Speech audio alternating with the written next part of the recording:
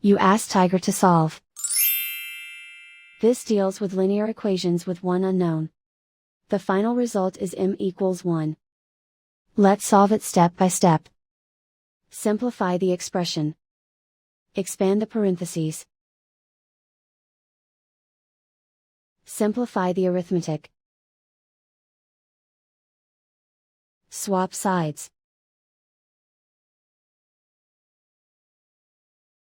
Group all constants on the right side of the equation.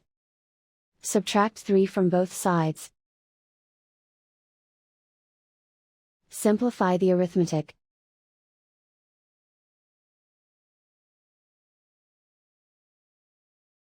Isolate the m. Divide both sides by 3.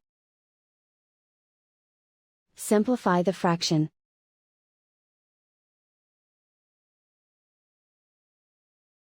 And so the final result is m=1.